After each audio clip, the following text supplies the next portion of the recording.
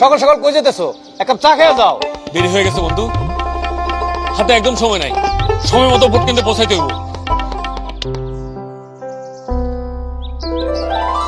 আমার দেওয়া সকল পোলিং এজেন্ট সকাল 7টার আগে নির্বাচন কেন্দ্রে পৌঁছাবে। আরেকটা বিষয়, পোলিং এজেন্টদের কাজ হচ্ছে নেতার স্বার্থ সংশ্লিষ্ট বিষয়ে সকল দিকে খেয়াল রাখা।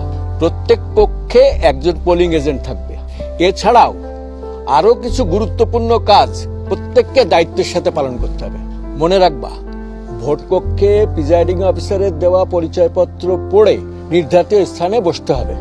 খালি ব্যালট বক্স সিল করার আগে পরীক্ষা করতে হবে এবং সিল নাম্বার লিখে রাখতে হবে। ভোটার তালিকায় ক্রমিক নম্বরের পাশে টিক চিহ্ন দিতে হবে। একই সাথে ব্যালট পেপারের সংখ্যা ও সিরিয়াল নম্বর সহ অন্যান্য স্পর্শকাতর বিষয়াদি যথাযথভাবে পর্যবেক্ষণ করতে হবে।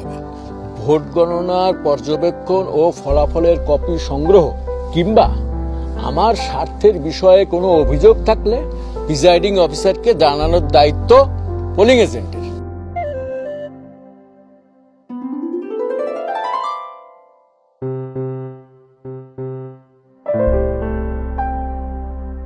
আমি আপনাদের প্রত্যেকের উদ্দেশ্যেই ব্যালট বক্স দেখাচ্ছি। এটি পুরোটাই ফাঁকা।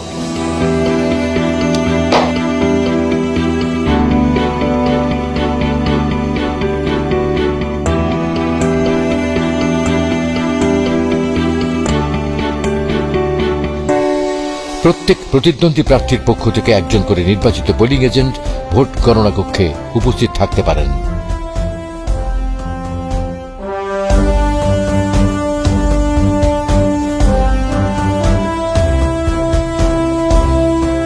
পোলিং এজেন্ট নিম্নোক্ত কর্মকাণ্ডের জন্য অনুমতিপ্রাপ্ত নন: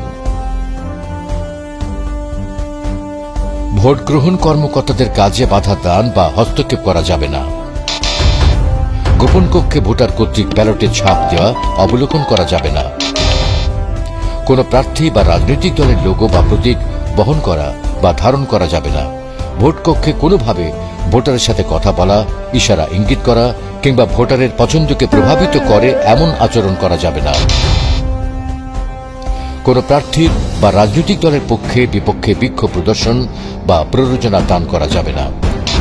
আসুন পোলিং এজেন্টরা নির্বাচনী আইন ও বিধি মেনে চলি এবং সুষ্ঠুভাবে নির্বাচনে অংশগ্রহণ করি। জনস্বার্থে বাংলাদেশ নির্বাচন কমিশন।